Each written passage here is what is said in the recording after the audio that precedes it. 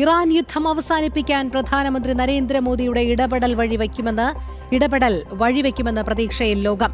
കഴിഞ്ഞ ദിവസം നടന്ന ചർച്ചയിൽ സംഘർഷം തുടങ്ങിവെക്കില്ലെന്നും ആണവായുധം നിർമ്മിക്കില്ലെന്നും ഇറാൻ പ്രസിഡന്റ് മസൂദ് പെസഷ്കിയാൻ പ്രധാനമന്ത്രിക്ക് ഉറപ്പ് നൽകി. നേരത്തെ സ്വീകരിച്ച ചർച്ചകൾക്ക് തയ്യാറല്ലെന്ന നിലപാടും ഇറാൻ മയപ്പെടുത്തി. യുദ്ധം അവസാനിപ്പിക്കുന്നത് സംബന്ധിച്ച് ലോക നേതാക്കളുമായി ചർച്ചയ്ക്ക് തയ്യാറെന്നും പ്രധാനമന്ത്രിയെ ഇറാൻ പ്രസിഡന്റ് അറിയിച്ചു. സമാധാനം ഉറപ്പാക്കുന്നതിന് കൃത്യമായ സംവിധാനങ്ങൾ ഒരുക്കണമെന്ന നിർദ്ദേശവും ഇറാൻ പ്രസിഡന്റ് മുന്നോട്ട് വച്ചിട്ടുണ്ട്. ഐസൺ ജോസ് ചേരുന്നു കൂടുതൽ വിവരങ്ങളുമായി. ഐസൺ, വളരെ നിർണായക ഘട്ടം എന്ന് തന്നെ വിശേഷിപ്പിക്കേണ്ടിയിരിക്കുന്നു. ഇറാൻ യുദ്ധം അവസാനിപ്പിക്കാൻ പ്രധാനമന്ത്രി നരേന്ദ്രമോദിയുടെ ഇടപെടൽ വഴിവെച്ചേക്കുമെന്നുള്ള പ്രതീക്ഷയിലാണ് ലോകം. നമുക്കറിയാം, ഭാരതത്തിന്റെ പ്രധാനമന്ത്രിയോട് ഇറാൻ പ്രസിഡന്റ് ചില കാര്യങ്ങൾ സൂചിപ്പിക്കുകയുണ്ടായി. അത്തരത്തിലുള്ളൊരു സമവായത്തിലേക്ക് എത്തുകയാണെങ്കിൽ ഇനി സംഘർഷം ഉണ്ടാകില്ലെന്നും ആണവായുധം നിർമ്മിക്കില്ല എന്നുമാണ് ഇറാൻ പ്രസിഡന്റ് മസൂദ് പെസഷ്കിയാൻ പ്രധാനമന്ത്രിക്ക് ഉറപ്പ് നൽകിയിരിക്കുന്നത് എന്നുമാണ് മനസ്സിലാക്കാൻ കഴിയുന്നത്. അങ്ങനെയാണെങ്കിൽ ഏറെ നാൾ നീണ്ടുനിന്ന ഈ അശാന്തമായ പശ്ചിമേഷ്യ തിരികെ സമാധാനത്തിന്റെ പാതയിലേക്ക് വരും എന്ന് തന്നെയല്ലേ മനസ്സിലാക്കേണ്ടത്?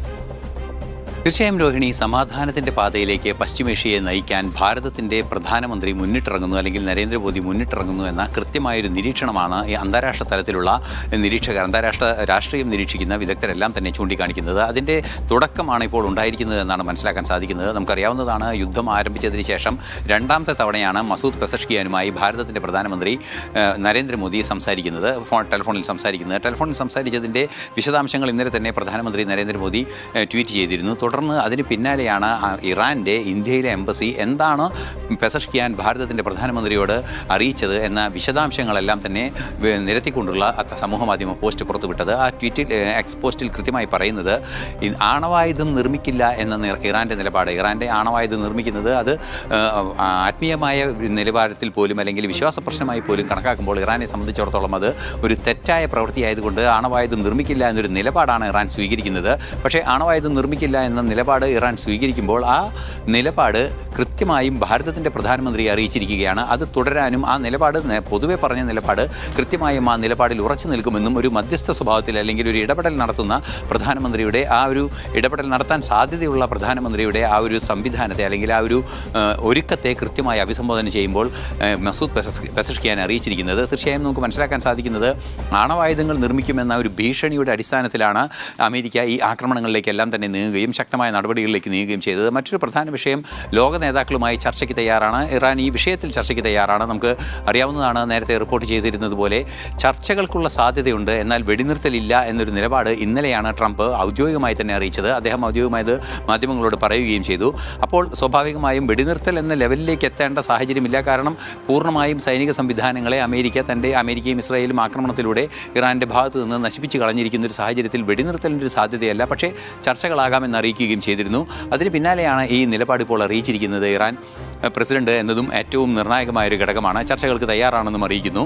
അതുപോലെ തന്നെ പശ്ചിമേഷ്യയിൽ ഒരു സമാധാന സംവിധാനം ഉറപ്പാക്കുന്നതിനെ ഒരു സ്വതന്ത്രമായ ഒരു ഫ്രെയിം വർക്ക്, ഒരു സംവിധാനം ഒരുക്കണമെന്നൊരാവശ്യവും മുന്നോട്ട് വയ്ക്കുന്നുണ്ട്. അത്തരത്തിലുള്ള വിവിധങ്ങളായ ആവശ്യവും അതുപോലെ തന്നെ നമുക്ക് ആവശ്യങ്ങളിലേക്ക് എത്താം. ദയവായി തുടരുക. ഇപ്പോൾ ഈ വിഷയത്തിൽ പ്രതികരിക്കുന്നതിനായി നമ്മളോടൊപ്പം അതിഥികളും ചേരുന്നുണ്ട്. വിദേശകാര്യ വിദഗ്ധനായ ഡോക്ടർ മോഹൻ വർഗീസ് നമ്മളോടൊപ്പം ചേരുകയാണ്. ശ്രീ മോഹൻ വർഗീസ്, അശാന്തമായ പശ്ചിമേഷ്യ സമാധാനത്തിന്റെ പാതയിലേക്ക് നീങ്ങുന്നു, അതിന് ഭാരതം ഒരു നിർണായക ശക്തിയാകുന്നു എന്നുള്ളതിന്റെ ഏറ്റവും ഒടുവിലത്തെ സൂചനകളിലേക്കാണ് വരുന്നത്. ഇറാൻ യുദ്ധം അവസാനിപ്പിക്കാൻ പ്രധാനമന്ത്രി നരേന്ദ്രമോദിയുടെ ഇടപെടൽ വഴിവെച്ചേക്കുമെന്നുള്ളൊരു പ്രതീക്ഷയിലേക്ക് ലോകവും എത്തിച്ചേർന്നിരിക്കുകയാണ്.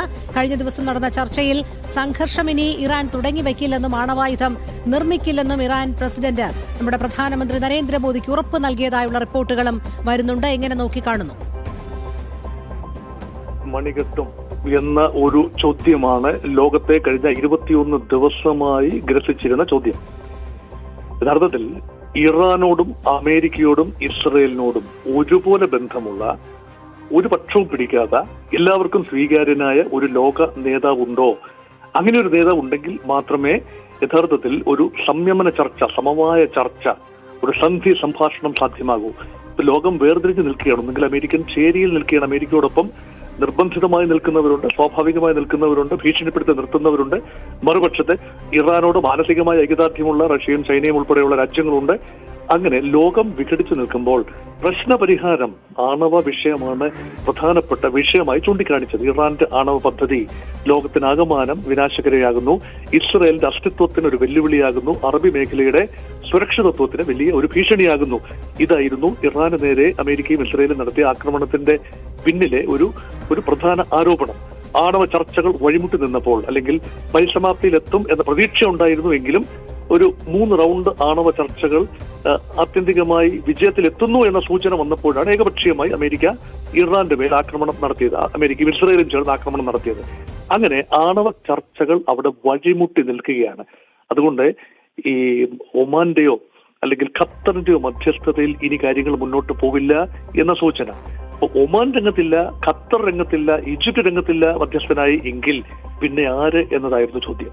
ആ ഒരു ചോദ്യത്തിന്റെ ഭാഗികമായ ഒരു ഉത്തരം എന്ന നിലയിലാണ് കഴിഞ്ഞ ദിവസം നരേന്ദ്രമോദി, ഇന്ത്യൻ പ്രധാനമന്ത്രി ശ്രീ നരേന്ദ്രമോദി ഇറാന്റെ പ്രസിഡന്റ് മസൂദ് പെസഷ്കിയാനുമായി നടത്തിയ ടെലിഫോണിക് കോൺവെർസേഷൻ വളരെ നിർണായകമായ ചില സൂചനകളാണ് ലോകത്തിന് നൽകുന്നത്. ഇതിൽ പ്രധാന സൂചന എന്ന് പറയുന്നത് ആണവ വിഷയം ഈ രണ്ടുപേരും തമ്മിൽ സംസാരിച്ചു. ആണവായുധങ്ങൾ നിർമ്മിക്കാനോ ഉപയോഗിക്കാനോ ഉള്ള താല്പര്യം ഇറാനില്ല എന്ന് മസൂദ് പെസഷ്കിയാൻ കൃത്യമായി നരേന്ദ്രമോദിയുമായുള്ള സംഭാഷണത്തിൽ പറഞ്ഞു. ഇന്ത്യയിലെ ഇറാനിയൻ എംബസി അത് സ്ഥിരീകരിക്കുന്നതുകൊണ്ട് ഈ ചർച്ചയുടെ ഒരു ഇതിവൃത്തം സ്ഥിരീകരിക്കുന്നത് ഇറാനിയൻ എംബസിയാണ്. അപ്പോൾ ഇന്ത്യ ഒരു മീനിങ് ഫുൾ ഇന്ററാക്ഷൻ അല്ലെങ്കിൽ മീനിങ് ഫുൾ ഡയലോഗിനുള്ള സാധ്യതകളിലേക്ക് ഇന്ത്യ ആദ്യ ചുവട് വെച്ചു എന്ന് കരുതുന്നവരാണ് അനേകം. കാരണം ഇന്ത്യക്ക് അതിനുള്ള ധാർമ്മികമായ ഒരു പശ്ചാത്തലമുണ്ട്. ഇന്ത്യ ആദ്യം ഇറാന് നേരെ അമേരിക്ക നടത്തിയ ആക്രമണം അപലപിക്കുന്നതിന് സമയമെടുത്തു എന്നായിരുന്നു ഇറാന്റെ പരിഭവം.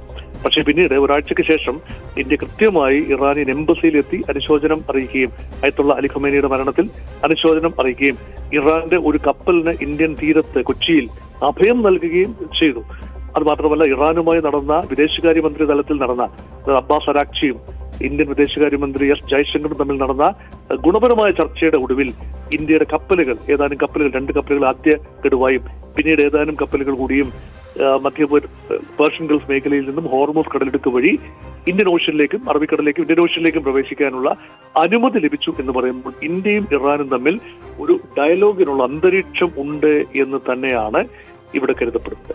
ആ ഒരു സാഹചര്യം വളരെ പ്രധാനപ്പെട്ട ഒരു സാഹചര്യമാണ് ഇപ്പോൾ ഒരുങ്ങിയിരിക്കുന്നത്. അപ്പൊ ആ ഒരു സാഹചര്യം എങ്ങനെ മുന്നോട്ട് കൊണ്ടുപോകും? കാരണം ഇന്ത്യയുടെ പോളിസി ബൈലാറ്ററലിസം എന്നതാണ്. ഉഭയകക്ഷി അടിസ്ഥാനത്തിൽ തർക്കങ്ങൾ പരിഹരിക്കപ്പെടണം.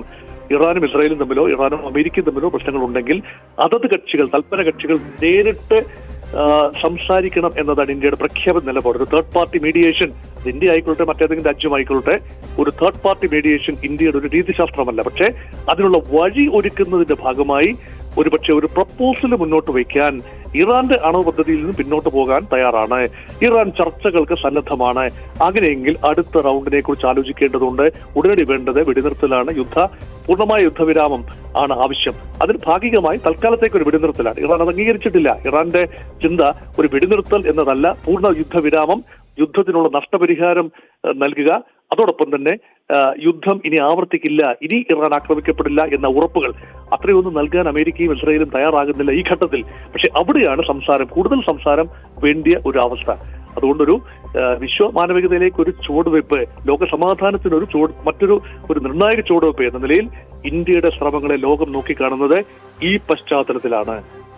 അതെ, ഡോക്ടർ മോഹൻ വർഗീസ്, ഒരു കാര്യം കൂടി ഇവിടെ നമുക്കറിയാം. ഭാരതത്തിന്റെ നയതന്ത്ര ബന്ധം അത് എപ്പോഴും ഊഷ്മളമായി നിലനിർത്തുന്നതിൽ ഭാരതം എല്ലാ രാജ്യങ്ങളോടും ശ്രദ്ധ ചെലുത്തുന്ന ഒരു രാജ്യം കൂടിയാണ്. അത്തരത്തിലുള്ളൊരു നീക്കം തന്നെയാണ് ഈ വിഷയത്തിലും ഭാരതത്തിന്റെ ഭാഗത്തുനിന്നും ഉണ്ടായിരിക്കുന്നത്. പക്ഷേ താങ്കൾ നേരത്തെ പറഞ്ഞതുപോലെ US-ന്റെയും ഇസ്രായേലിന്റെയും നിലപാടുകൾ കൂടി ഇതിൽ നിർണായകമാകുകയല്ലേ? പ്രത്യേകിച്ച് നമുക്കറിയാം US പ്രസിഡന്റ് ഡൊണാൾഡ് ട്രംപ് പലപ്പോഴും ഒരു കർശന നിലപാടിലേക്കും കടുംപിടുത്തത്തിലേക്കും ഒക്കെ പോകുന്ന സാധ്യത കാണുന്നുണ്ട്. പലപ്പോഴും മാറി മാറി വരുന്ന നയങ്ങൾ, സമീപനങ്ങൾ, ഇതൊക്കെ ഇറാനെ കൂടുതൽ പ്രകോപിതമാക്കുന്ന മണിക്കൂറുകളിലേക്ക് ഇനിയും കൊണ്ടുചെന്ന് എത്തിക്കും എന്നുള്ളതും ഒരു അല്പം ആശങ്ക സൃഷ്ടിക്കുന്ന സാഹചര്യം തന്നെയല്ലേ?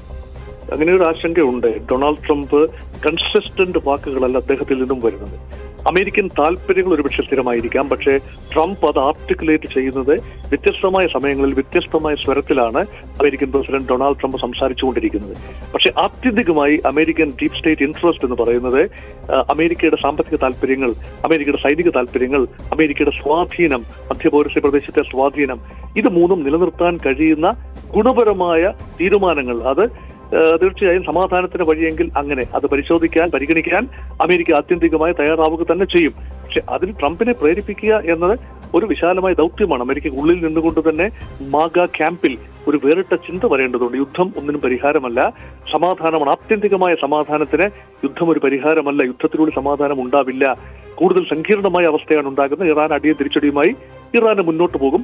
ഹോർമൂസ് കടലിടുക്ക് ഏറെക്കാലം അടച്ചിട്ടുന്ന ആ സാഹചര്യം ഉണ്ടായാൽ ലോക വിപണികളിൽ എണ്ണ ദൗർലഭ്യം കൂടുകയും ഉത്പാദനച്ചെലവ് കൂടുകയും അങ്ങനെ ഒരു ആത്യന്തിക നെറ്റ് ഇറക്കുമതി രാജ്യമായി അമേരിക്കയ്ക്ക് സാധനങ്ങൾക്ക് വലിയ വില കൊടുക്കേണ്ടി വരികയും ചെയ്യുന്ന ഒരു അന്തരീക്ഷം. അതുകൊണ്ട് ഇതിന്റെ ഒരു സ്പൈറലിംഗ് ഇഫക്റ്റ് അമേരിക്കയ്ക്ക് നാളുകളിൽ ബാധിക്കും. അമേരിക്കയെ തീർച്ചയായും ഗ്രസിക്കാൻ സാധ്യതയുള്ളത് കൊണ്ട് ഒരു പ്രശ്ന പരിഹാരം ഉണ്ടാവണം എന്ന ചിന്ത അമേരിക്കൻ സ്റ്റേറ്റ് എസ്റ്റാബ്ലിഷ്മെന്റിനുള്ളിൽ സജീവമാണ്. അത് ട്രംപുമായി പങ്കുവയ്ക്കുക, അതിന് ബാഹ്യ സമ്മർദ്ദവും ആഭ്യന്തരമായ സാഹചര്യങ്ങളും ഒരുക്കണം. അങ്ങനെ സാഹചര്യങ്ങൾ ഒരുക്കുന്നതിൽ ഡൊണാൾഡ് ട്രംപുമായി നേരിട്ട് 1-to-1 സംസാരിക്കാൻ കഴിയുന്ന ഒരു നേതാവാണ് നരേന്ദ്രമോദി. ബെഞ്ചമിൻ നെതന്യാഹുവുമായിട്ട് നേരിട്ട് 1-to-1 സംസാരിക്കാൻ കഴിയുന്ന ഒരു നേതാവാണ് നരേന്ദ്രമോദി.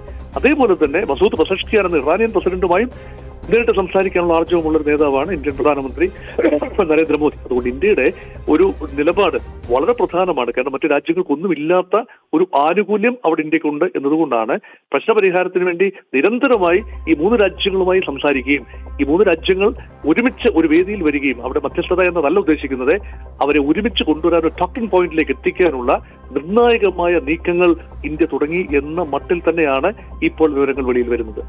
അതെ, വളരെ നന്ദി ഡോക്ടർ മോഹൻ വർഗീസ് ഞങ്ങളോട് പ്രതികരിച്ചതിന്.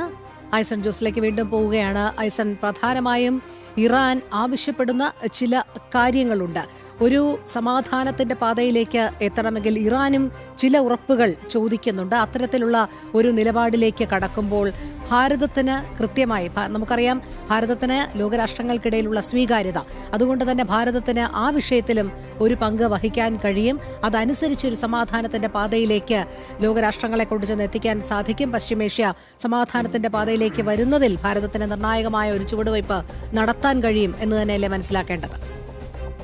രോഹിണി, തീർച്ചയായും ഭാരതത്തിൻ്റെ നിർണായക ഒരു ചുവടുവെപ്പ് നടത്താൻ സാധിക്കുമെന്ന ഒരു സൂചന അല്ലെങ്കിൽ കൃത്യമായൊരു നിരീക്ഷണം തന്നെയാണ് ഇപ്പോൾ ഉണ്ടായിരിക്കുന്നത്. അത്തരം ഈ റിപ്പോർട്ടുകൾ പഠിക്കുമ്പോൾ അടിസ്ഥാനപരമായി അത്തരമൊരു നിഗമനത്തിലേക്ക് തന്നെ നമുക്ക് ചെന്നെത്താം, യുക്തിഭദ്രമായി തന്നെ ചെന്നെത്താവുന്ന ഒരു സാഹചര്യമുണ്ട് എന്നതൊരു യാഥാർത്ഥ്യം തന്നെയാണ്. നേരത്തെ നമ്മൾ സൂചിപ്പിച്ചതുപോലെ, നേരത്തെ ചർച്ച ചെയ്തപ്പോൾ അതിഥിയായിരുന്ന മോഹൻ വർഗീസ് സാർ പറഞ്ഞ കൃത്യമായൊരു നിലപാടുണ്ട്.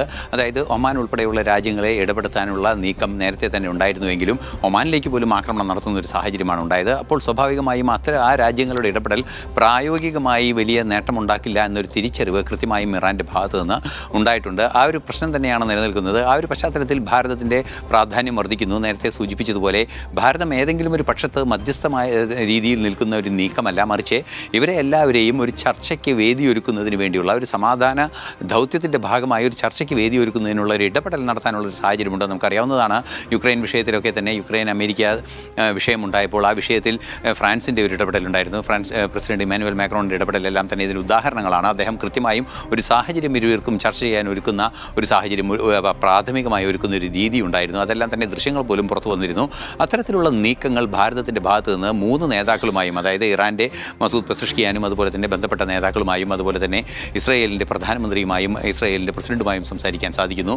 അമേരിക്കൻ പ്രസിഡന്റുമായി വളരെ മികച്ച ബന്ധം പുലർത്തുന്നതിനാൽ തന്നെ അമേരിക്കൻ പ്രസിഡന്റുമായി സംസാരിക്കാനുള്ള വലിയൊരു സാധ്യത തുറന്നു കിടക്കുന്നു. ഈ യുദ്ധത്തിൻ്റെ ഏറ്റവും നിർണായക ഘടകങ്ങളിൽ പ്രവർത്തിക്കുന്ന അല്ലെങ്കിൽ ഭാഗങ്ങളായ 3 പാർട്ടികളായ US, ഇസ്രായേൽ അതുപോലെ തന്നെ ഇറാൻ എന്നീ രാജ്യങ്ങളോട് ഒരേ തരത്തിലുള്ള ബന്ധം പുലർത്തുകയും അതുപോലെ തന്നെ മറ്റു രാജ്യങ്ങളോട്, അറബ് രാജ്യങ്ങളോടെല്ലാം തന്നെ വളരെ കൃത്യമായ ഹോർമൂസിൻ്റെ സംഘർഷമുണ്ടാകുമ്പോൾ എണ്ണ വിപണി പ്രതിരോധത്തിലാകുന്ന രാജ്യങ്ങളുമായൊക്കെ മികച്ച ബന്ധം പുലർത്തുന്ന ഒരു രാജ്യമാണ് ഭാരതം. രാജ്യത്തിൻ്റെ പ്രധാനമന്ത്രി കൂടിയാണ്. നമുക്കറിയാവുന്നതാണ്, ഈ 12ഓളം വർഷമായി പ്രധാനമന്ത്രി മുന്നോട്ട് വയ്ക്കുന്ന ആശയപരമായ പല വിഷയങ്ങളുണ്ട്. ആ ആശയപരമായ വിഷയങ്ങൾ ലോക സ്വീകാര്യമായ വിഷയങ്ങളാണ് എന്നതാണ് യാഥാർത്ഥ്യം. യാഥാർത്ഥ്യം. സമാധാനമാണ് ലക്ഷ്യം, രക്തച്ചൊരിച്ചിലല്ല തങ്ങളുടെ ലക്ഷ്യം. കാരണം ഭാരതം ശ്രീബുദ്ധൻ്റെ നാടാണ്, അഹിംസയുടെ നാടാണ് എന്ന ഏറ്റവും മഹത്തായ ഒരു സന്ദേശം, ഏറ്റവും ഹോളിസ്റ്റിക്കായ ഒരു സന്ദേശം നൽകിയ ചരിത്രമെല്ലാം തന്നെ പ്രധാനമന്ത്രിയുടെ വിദേശ ബന്ധങ്ങളിൽ നമുക്ക് കാണാൻ സാധിക്കും. വിദേശ രാജ്യങ്ങളിലെ ഇടപെടലിൽ നമുക്ക് കാണാൻ സാധിക്കുന്നുണ്ട്. അത്തരത്തിലുള്ള ഒരു നീക്കം ഭാരതത്തിൻ്റെ ഭാഗത്തു നിന്നുണ്ടാവുകയാണെങ്കിൽ ഈ പ്രശ്നം പരിഹരിക്കപ്പെടാനുള്ള സാധ്യത ഇപ്പോൾ ഒരു പ്രത്യേക സാഹചര്യത്തിൽ, അതായത് ഈ യുദ്ധം അവസാനിപ്പിക്കണം എന്നൊരു നിലപാടിലേക്ക് അമേരിക്ക എത്തിയിരിക്കുന്നു. ഇറാൻ അത് സ്ഥായിയായി അവസാനിപ്പിക്കുന്ന ഒരു സാഹചര്യം ഒരുക്കുകയാണെങ്കിൽ തങ്ങളതിന് തയ്യാറാണ്, ചർച്ചകൾക്ക് തയ്യാറാണ്, ആണവായുധങ്ങൾ നിർമ്മിക്കില്ലെന്ന് ഉറപ്പ് നൽകാൻ തയ്യാറാണ്. ആ ഉറപ്പ് ഭാരതത്തിന് കൃത്യമായി ലഭിക്കുകയാണെങ്കിൽ, ആ ഭാരതം ഈ ഉറപ്പ് ലഭിച്ചിരിക്കുന്നു എന്ന് ഭാരതത്തിൻ്റെ നിലപാട് അറിയിക്കുന്നതോടുകൂടി ചർച്ചയ്ക്കുള്ള വേദി ഉടൻ തന്നെ തുറന്നു കിട്ടുന്നൊരു സാഹചര്യമുണ്ടാകും. ആ ചർച്ചയ്ക്കുള്ള വേദി തുറന്നു കിട്ടുന്നതോടെ ഈ 48 മണിക്കൂർ എന്ന് പറയുന്ന, അല്ലെങ്കിൽ ഹോർമൂസ് കടലിടുക്ക് തുറക്കുന്നതിന് 48 മണിക്കൂർ അന്ത്യശാസനം നൽകിയിരിക്കുന്നു. അതുപോലെ തന്നെ യുദ്ധം അവസാനിപ്പിക്കാനുള്ള നീക്കങ്ങൾ തങ്ങൾ നടത്തുന്നു എന്നെല്ലാം തന്നെയുള്ള ട്രംപിന്റെ വാക്കുകൾ അവസാനിക്കുക ഒരുപക്ഷേ പ്രധാനമന്ത്രി. ഞാൻ ഒന്ന് ഇടപെടുകയാണ്, ദയവായി തുടരുക. ഇപ്പോൾ വിദേശകാര്യ വിദഗ്ധനായ ജോസൂട്ടി നമ്മളോടൊപ്പം ചേരുന്നുണ്ട്. ശ്രീ ജോസൂട്ടി, ഇറാൻ യുദ്ധം അവസാനിപ്പിക്കാൻ പ്രധാനമന്ത്രി നരേന്ദ്രമോദിയുടെ ഇടപെടൽ വഴിവെക്കും എന്നുള്ള പ്രതീക്ഷയിലാണ് ലോകം. കാരണം കഴിഞ്ഞ ദിവസം നടന്ന ചർച്ചയിൽ ഭാരത പ്രധാനമന്ത്രിക്ക് ഇറാൻ പ്രസിഡന്റിന്റെ ഒരു ഉറപ്പ് ഉണ്ടായിരുന്നു. വലിയ രീതിയിൽ ഇനി തങ്ങളുടെ ഭാഗത്തു നിന്നും ഒരു സംഘർഷം ഉണ്ടാകില്ല എന്നും, അതുമാത്രമല്ല ആണവായുധങ്ങൾ ഉൾപ്പെടെയുള്ളവ നിർമ്മിക്കുന്നതിൽ നിന്ന് പിന്മാറും എന്നുമുള്ളൊരു ഉറപ്പ് മസൂദ് പെസഷ്കിയാനിൽ നിന്ന് ലഭിച്ചതായാണ് അറിയാൻ സാധിക്കുന്നത്. എന്തായാലും ഭാരതത്തിന്റെ ഇടപെടൽ ഈ വിഷയത്തിൽ എത്രത്തോളം നിർണായകമാകും എന്നാണ് താങ്കൾ കരുതുന്നത്? പശ്ചിമേഷ്യൻ വിഷയം വളരെ സങ്കീർണമാണ്. അപ്പോൾ അതിൽ പല രാഷ്ട്രങ്ങളുടെ വ്യത്യസ്തമായിട്ടുള്ള താല്പര്യങ്ങൾ ഉണ്ട്. അപ്പോൾ അത്രയും സങ്കീർണമായൊരു വിഷയം എത്രയും പെട്ടെന്ന് അവസാനിപ്പിക്കണമെന്നുള്ള നിലപാടാണ് ഇന്ത്യ എടുത്തിട്ടുള്ളത്. ആ വിഷയം പല ഘട്ടങ്ങളിൽ ഇന്ത്യ ഇതുമായി ബന്ധപ്പെട്ടിട്ടുള്ള എല്ലാ രാജ്യങ്ങളുടെയും, അമേരിക്കയുടെയും ഇസ്രായേലിന്റെയും അതുപോലെ ഇറാന്റെയും ഒക്കെ ശ്രദ്ധയിൽപ്പെടുത്തിയിട്ടുണ്ട്. അപ്പോൾ അത്തരത്തിലുള്ള ഒരു പരിഹാരത്തിലേക്ക് വരികയാണെങ്കിൽ അത് ഏറ്റവും നല്ല കാര്യമാണ്. കാരണം ഇതുമൂലം ഏറ്റവും ദുരിതം അനുഭവിക്കുന്ന ഒരു രാജ്യം ഇന്ത്യ കൂടിയാണ്. കാരണം നമ്മുടെ 70% ഊർജം, എണ്ണ ആ പ്രദേശത്തൂടെയാണ് വരുന്നത്, ഹോർമൂസ് കടലിടുക്കിലൂടെയാണ് വരുന്നത്. അപ്പൊ അങ്ങനെ ഇടപെട്ടത് പരിഹരിക്കാൻ കഴിയുവാണെങ്കിൽ വലിയ കാര്യമാണ്. ശരി, വളരെ നന്ദി ശ്രീ ജോസൂട്ടി പ്രതികരിച്ചതിന്. നമുക്ക് ഈ വാർത്തയിലേക്കും വിശകലനങ്ങളിലേക്കും തന്നെ വളരെ പെട്ടെന്ന് മടങ്ങിയെത്താം ഒരു ചെറിയ ഇടവേളയ്ക്ക് ശേഷം.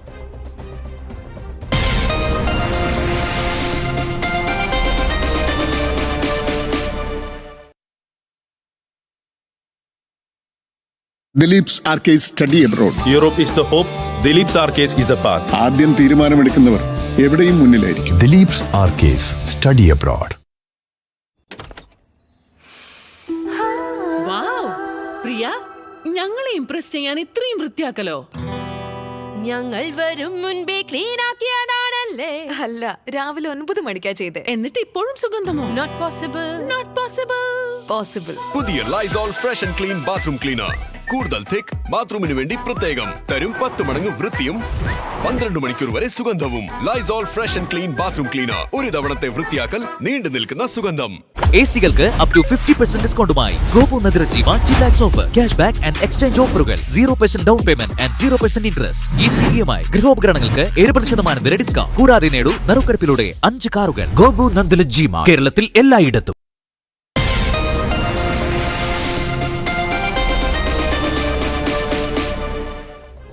ഇറാൻ യുദ്ധം അവസാനിപ്പിക്കാൻ പ്രധാനമന്ത്രി നരേന്ദ്രമോദിയുടെ ഇടപെടൽ വഴിവെക്കുമെന്ന പ്രതീക്ഷയിൽ ലോകം. കഴിഞ്ഞ ദിവസം നടന്ന ചർച്ചയിൽ സംഘർഷം തുടങ്ങിവെക്കില്ലെന്നും ആണവായുധം നിർമ്മിക്കില്ലെന്നും ഇറാൻ പ്രസിഡന്റ് മസൂദ് പെസഷ്കിയാൻ പ്രധാനമന്ത്രിക്ക് ഉറപ്പ് നൽകി. നേരത്തെ സ്വീകരിച്ച ചർച്ചകൾക്ക് തയ്യാറല്ലെന്ന നിലപാടും ഇറാൻ മയപ്പെടുത്തിയിട്ടുണ്ട്. യുദ്ധം അവസാനിപ്പിക്കുന്നത് സംബന്ധിച്ച് ലോക നേതാക്കളുമായി ചർച്ചയ്ക്ക് തയ്യാറെന്നും പ്രധാനമന്ത്രിയെ ഇറാൻ പ്രസിഡന്റ് അറിയിച്ചു.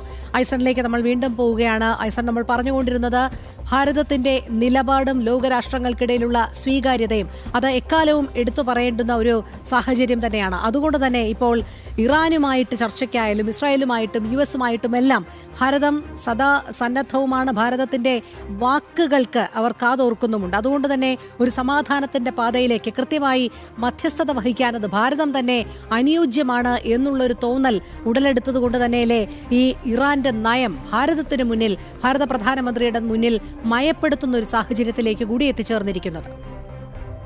തീർച്ചയായും രോഹിണി, ഭാരതത്തിൻ്റെ പ്രധാനമന്ത്രിയുടെ മുന്നിൽ നിലപാടുകൾ മയപ്പെടുത്തുന്നു എന്ന് തന്നെയാണ്. നേരത്തെ നമ്മൾ സൂചിപ്പിച്ചതുപോലെ, അല്പസമയം മുമ്പ് ചർച്ച ചെയ്തതുപോലെ തന്നെ ഈ ഹോർമൂസ് കടലിടുക്കുമായി ബന്ധപ്പെട്ട് ഇറാൻ നടത്തുന്ന നീക്കങ്ങൾ, അല്ലെങ്കിൽ അവിടെ തടസ്സങ്ങൾ സൃഷ്ടിക്കുന്ന ഇറാൻ്റെ നീക്കങ്ങൾ അംഗീകരിക്കാനാവില്ല എന്ന് ഇന്നലെ തന്നെ പ്രധാനമന്ത്രി നരേന്ദ്രമോദി അറിയിക്കുകയും ചെയ്തിരുന്നു. അത്തരത്തിലുള്ള ഹോർമൂസ് സ്വതന്ത്രമാക്കുക, ഹോർമൂസിൻ്റെ ലോകത്തിൻ്റെ മുഴുവൻ എണ്ണക്കടത്തിനെ, ലോകത്തിൻ്റെ 20% വരുന്ന എണ്ണ ഗതാഗതത്തെ തടസ്സമില്ലാതെ തുടരുക, മേഖലയിലെ ഊർജ്ജ പ്രതിസന്ധികൾ പരിഹരിക്കുന്നതിനുള്ള ഇടപെടൽ നടത്തുക എന്ന കൃത്യമായ നിലപാട് പ്രധാനമന്ത്രി നരേന്ദ്രമോദി അറിയിക്കുകയും ചെയ്യുന്നുണ്ട്.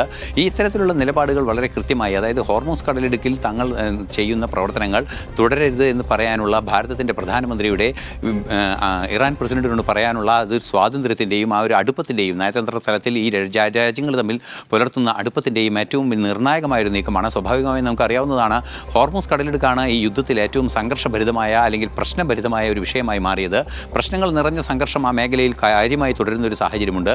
നമുക്കറിയാവുന്നതാണ്, ഭാരതത്തിനെയും അതുപോലെ തന്നെ വിവിധ രാജ്യങ്ങളെയും ഇറാനുമായി സൗഹൃദം പുലർത്തുന്ന പല രാജ്യങ്ങളെയും ഹോർമൂസിലൂടെ അവരുടെ കപ്പലുകൾ കടന്നു പോകുന്നതിന് മികച്ച സൗകര്യങ്ങൾ അല്ലെങ്കിൽ സ്വതന്ത്ര സൗകര്യങ്ങൾ ഒരുക്കാൻ തയ്യാറാണ് എന്ന് അറിയിക്കുകയും ഭാരതത്തിൻ്റെ കപ്പലുകൾ കടന്നു പോവുകയും ചെയ്തു. ആ ഒരു ആവശ്യത്തിനാണ് പ്രധാനമന്ത്രി ആദ്യം മസൂദ് പെസഷ്കിയാനുമായി ടെലിഫോണിൽ സംസാരിച്ചത്.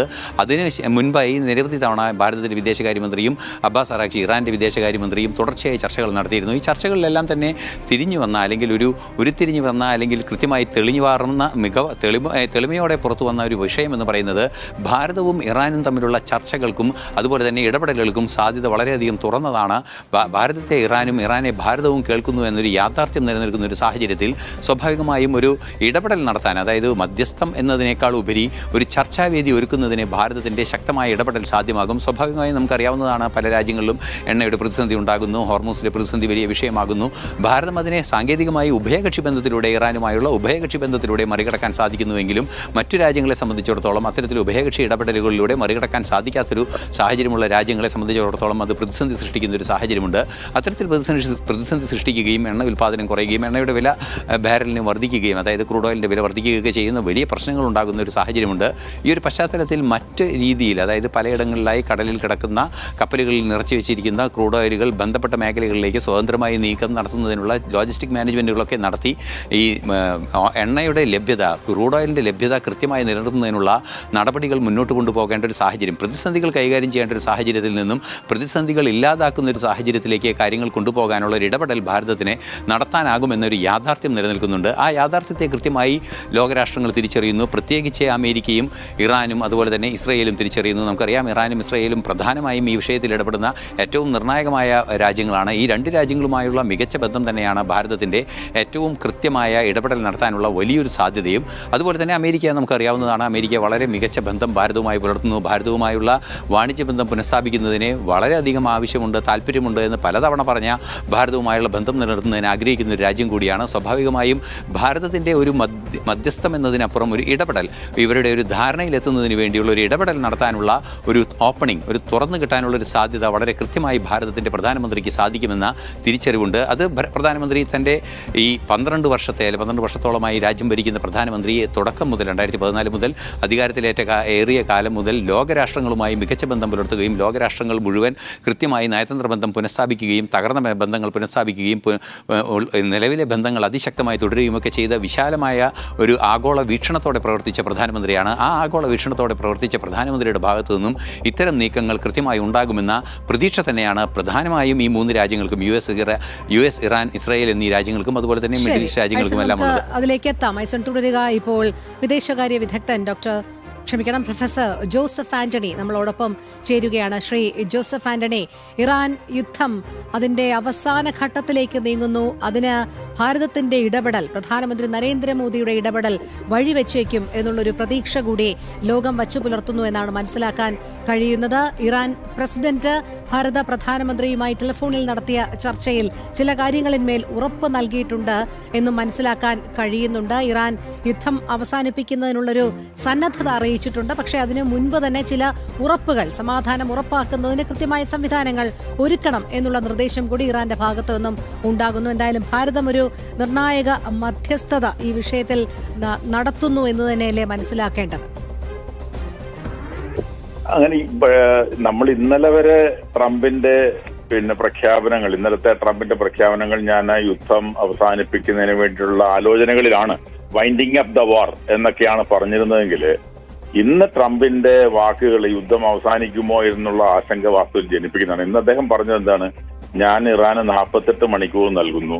ആ 48 മണിക്കൂറിനുള്ളിൽ ഹോർമുസ് കടലിടുക്ക് തുറന്നില്ലെങ്കിൽ ഇറാന്റെ എല്ലാ പെട്രോളിയം വാതക പ്ലാന്റുകളെയും ഞാൻ നശിപ്പിക്കും, കംപ്ലീറ്റ്ലി ഒബ്ലിറ്ററേറ്റ് എന്നാണ് അദ്ദേഹം പറഞ്ഞിരിക്കുന്നത്. എന്ന് പറഞ്ഞതിന്റെ അർത്ഥം 48 മണിക്കൂറിനുള്ളിൽ എന്ത് സംഭവിക്കാം?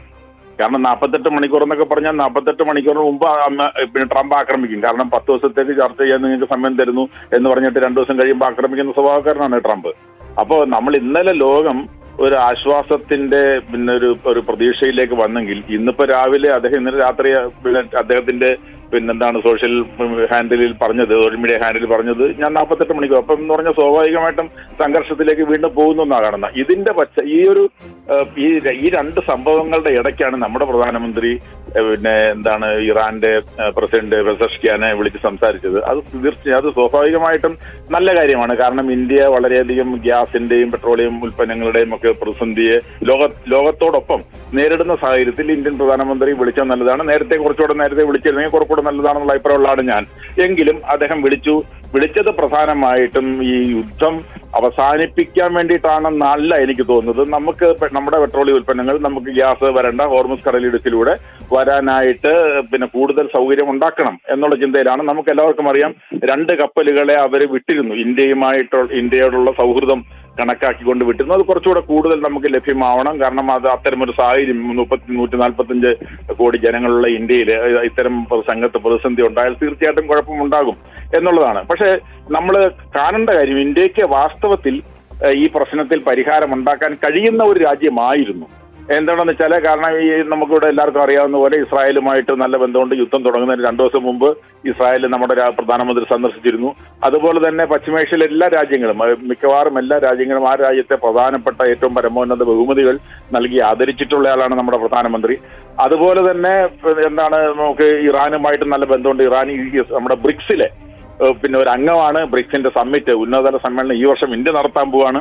അങ്ങനെയൊക്കെയുള്ള സാഹചര്യത്തിൽ ഇന്ത്യയും, നമുക്കെല്ലാവർക്കും അറിയാം, ഇന്ത്യ ഇറാൻ എന്ന് പറയുന്നത് 1947 മുമ്പ് ഇന്ത്യയുടെ അയൽ രാജ്യമായിരുന്നു.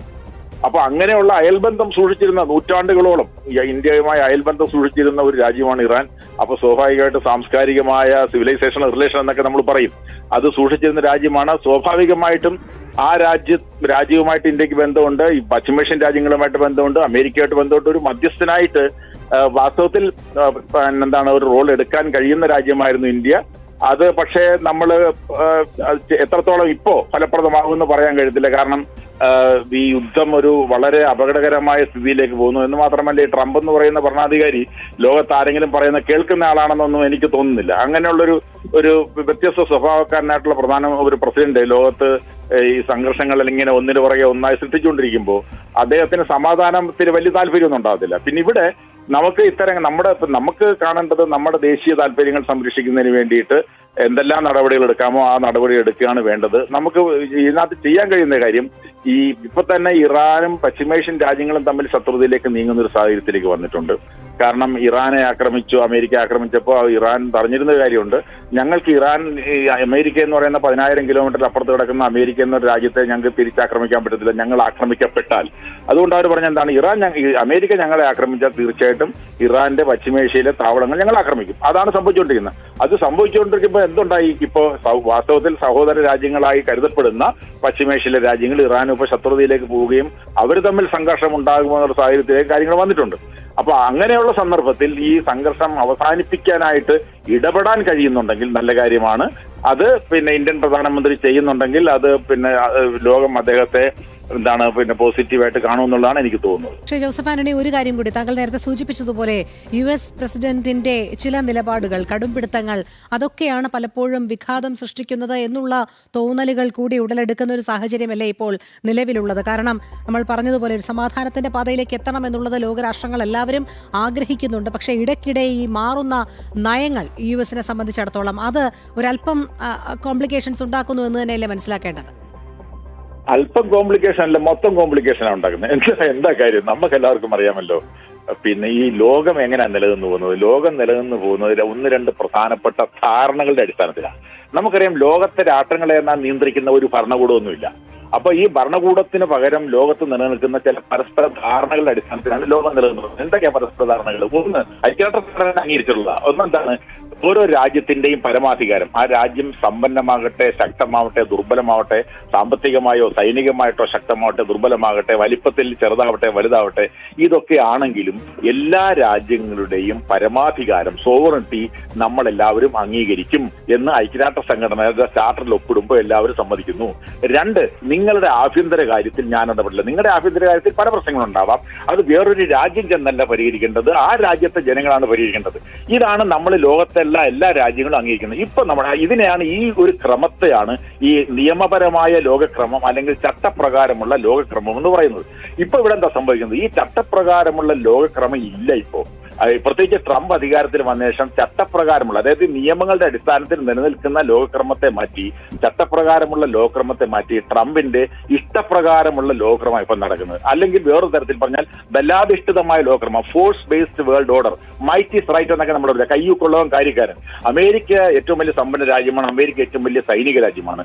അതുകൊണ്ട് ഇനി ഈ ലോകത്തുള്ള ഒരു നിയമവും ഞങ്ങളെ ബാധിക്കുന്നില്ല, ഞങ്ങളൊരു നിയമം അനുസരിക്കത്തുമില്ല എന്ന് പറഞ്ഞുകൊണ്ട് ലോകത്തിലെ രാജ്യങ്ങൾക്കെല്ലാം എതിരായിട്ട് അദ്ദേഹം, നമുക്കറിയാം 2025 നടന്ന അദ്ദേഹം അധികാരത്തിൽ വന്ന 2 മാസം കഴിഞ്ഞപ്പോൾ അദ്ദേഹം അമേരിക്കയിലെ ലിബറേഷൻ ഡേ എന്ന് പറഞ്ഞുകൊണ്ട് ലോകത്തുള്ള മുഴുവൻ രാജ്യങ്ങൾക്ക് നേരെ ഇറക്കുമതി ചുങ്കം ചുമത്തി. വാസ്തവത്തിൽ അൺസയന്റിഫിക് ആയിട്ടുള്ള, അതായത് അമേരിക്കയ്ക്ക് പോലും ദ്രോഹകരമായിട്ടുള്ള ഇറക്കുമതി ചുങ്കം ചുമത്തി ആ സാമ്പത്തിക പ്രതിസന്ധിയിൽ നിന്ന് ലോകം ഇതുവരെ ഉയർന്നു വന്നിട്ടില്ല. അങ്ങനെ നിൽക്കുമ്പോൾ, അതായത് അധികാരത്തിൽ വന്ന ആദ്യത്തെ വർഷം സാമ്പത്തികമായ യുദ്ധം അദ്ദേഹം ലോകരാഷ്ട്രങ്ങൾക്കെതിരെ നടത്തിയെങ്കിൽ ഇപ്പോൾ ഈ 2025 മുതൽ അദ്ദേഹം തുടങ്ങിയിരിക്കുന്നത്, 2026 മുതൽ അദ്ദേഹം തുടങ്ങിയ രാഷ്ട്രീയ യുദ്ധമാണ്. നമുക്കെല്ലാവർക്കും അറിയാം, ലോകം ഈ നവവത്സരം ആഘോഷിച്ചുകൊണ്ടിരിക്കുമ്പോൾ ജനുവരി മാസം 3-ാം തീയതി വെനസ്വേല എന്ന് പറയുന്ന ദക്ഷിണ അമേരിക്കൻ രാജ്യമായ വെനസ്വേല ചെന്ന് അതിന്റെ പ്രസിഡന്റിനെയും ഭാര്യയും പിടിച്ചോണ്ട് വന്നു. അങ്ങനെ പിടിച്ചോണ്ടിരാൻ ലോകത്താർക്കെങ്കിലും അധികാരമുണ്ടോ? നമ്മളൊന്ന് ആലോചിച്ച് നോക്കും. നമ്മുടെ പ്രധാനമന്ത്രിയെ അമേരിക്കയുടെ പട്ടാളം വന്ന് പിടിച്ചോണ്ട് പോകാൻ വരികയെന്ന് പറഞ്ഞാൽ നമുക്ക് ആലോചിക്കാൻ കഴിയുമോ? അപ്പൊ ഞാൻ പറഞ്ഞത് അതൊരു ചെറിയ രാജ്യമാണ്, ദുർബലമായ രാജ്യമാണ്. ആ ദുർബലമായ രാജ്യത്തിന്റെ പ്രസിഡന്റിനെ ഭാര്യയും എല്ലാ അന്തർദേശീയ നിയമങ്ങളെയും ലംഘിച്ചുകൊണ്ട് പിടിച്ചോണ്ട് വന്നു. ഫെബ്രുവരി മാസം 28-ാം തീയതി എന്തുള്ളത്? ഫെബ്രുവരി മാസം 28-ാം തീയതി, അതായത് ചർച്ച നടക്കുകയാണ്, അമേരിക്കയും ഇറാനും തമ്മിൽ ചർച്ച നടക്കുകയാണ്. ഒമാന്റെ മധ്യേ ചർച്ച നടന്നുകൊണ്ടിരിക്കുകയാണ് ഈ ആണവ പ്രശ്നത്തെ സംബന്ധിച്ച്. 26-ാം തീയതി നടന്ന ചർച്ചയിൽ ഒരു പരിഹാരമായെന്ന് ഒമാന്റെ വിദേശകാര്യമന്ത്രി ബദർ അൽബു സൈദി ലോകത്തോട് വിളിച്ചു പറഞ്ഞു. 26-ാം തീയതി പറഞ്ഞു. 27-ാം തീയതി നമ്മൾ ഈ വാർത്തകൾ അറിയുന്നു. 28-ാം തീയതി എന്താ നടന്നത്? 28-ാം തീയതി ഈ സമവായത്തിലെത്തി എന്ന് ഇറാൻ സമ്മതിക്കാൻ സന്ദർഭത്തിൽ ഇസ്രായേലും അമേരിക്കയും കൂടി ഇറാനെ ആക്രമിച്ചു. എന്തിനാ ആക്രമിച്ചത്? അവർ പറയുന്നത് ഞങ്ങൾ ഇവിടെ ഇതിനെല്ലാം, ഇവിടെ ആണോ പ്രശ്നം ഭയങ്കര പ്രശ്നമാണ്. നമുക്കെല്ലാവർക്കും അറിയാം 2025 ജൂൺ മാസം 22-ാം തീയതി അമേരിക്ക ഇറാനിലെ നദാൻസ്, ഫൊർദോ, ഇസ്ഫഹാൻ എന്ന് പറയുന്ന 3 ആണവ കേന്ദ്രങ്ങൾ ആക്രമിച്ചിട്ട് അമേരിക്കൻ പ്രസിഡന്റ് പറഞ്ഞു, ഞങ്ങളിത് കംപ്ലീറ്റ്ലി ഓബ്ലിറ്ററേറ്റഡ്, പൂർണ്ണമായും തുടച്ചു നീക്കിയിരിക്കുന്നു ഇറാന്റെ ആണവ പദ്ധതി എന്ന. പിന്നെ അങ്ങനെ ആണവ പദ്ധതി തുടച്ചു നീക്കി പിന്നെന്തിനെ ആണവ പദ്ധതിയുടെ പേരിൽ വഴക്കുണ്ടാവുന്നത്? അപ്പൊ ഞാൻ പറഞ്ഞു വരുന്നത്, ഈ തോന്നുന്നത് പോലെ പ്രവർത്തിക്കുക, തോന്നുന്നത് പോലെ പറയുക, ഇങ്ങനെയുള്ള ഒരു, അതായത് അന്തർദേശീയമായ യാതൊരു മര്യാദയും പാലിക്കാത്ത, യാതൊരു ചട്ടങ്ങളും പാലിക്കാത്ത, സ്വന്തമായിട്ട് ഐക്യരാഷ്ട്ര സംഘടനയ്ക്ക് പകരം ബോർഡ് ഓഫ് പീസ് എന്ന് പറയുന്ന സ്വന്തമായിട്ടൊരു അന്തർദേശീയ സംഘടന ഉണ്ടാക്കിയിട്ട് അദ്ദേഹത്തെ തന്നെ അവരോധിച്ചു അതിന്റെ ഡയറക്ടറായിട്ട്. അദ്ദേഹമാണ് പറയാണ്, ഞാൻ ഗാസയുടെ പ്രശ്നം പരിഹരിക്കുന്നു, ആ ഗാസയുടെ പ്രശ്നം പരിഹരിച്ചു കഴിഞ്ഞാൽ പിന്നെ ഞാൻ ലോകത്തിന്റെ മറ്റു കാര്യങ്ങൾ ഞാൻ പരിഹരിക്കുമെന്ന് പറയുന്ന തരത്തിലേക്ക്, അതായത് ലോകത്തിന്റെ ഒരു ചക്രവർത്തിയായിട്ട് ഒരു ഭ്രാന്തൻ അധികാരത്തിൽ വന്നാൽ എന്താ സംഭവിക്കുക, അതാണ് ഇന്ന് ലോകം കണ്ടുകൊണ്ടിരിക്കുന്നത്. അതെ, വളരെ നന്ദി പ്രൊഫസർ ജോസഫ് ആന്റണി ഞങ്ങളോട് പ്രതികരിച്ചതിന്. എന്തായാലും അശാന്തമായ പശ്ചിമേഷ്യ സമാധാനത്തിൻ്റെ പാതയിലേക്ക് നീങ്ങട്ടെ എന്ന് തന്നെയാണ് ലോകരാഷ്ട്രങ്ങളും ആഗ്രഹിക്കുന്നത്. അതിനായി ഇറാൻ യുദ്ധം അവസാനിപ്പിക്കാൻ പ്രധാനമന്ത്രി നരേന്ദ്രമോദിയുടെ ഇടപെടൽ വഴിവെച്ചേക്കുമെന്നുള്ള പ്രതീക്ഷയിലുമാണ് ലോകം. നമ്മളോട് ഈ വിഷയത്തിൽ പങ്കെടുത്ത എല്ലാ അതിഥികൾക്കും നന്ദി പറയുകയാണ്.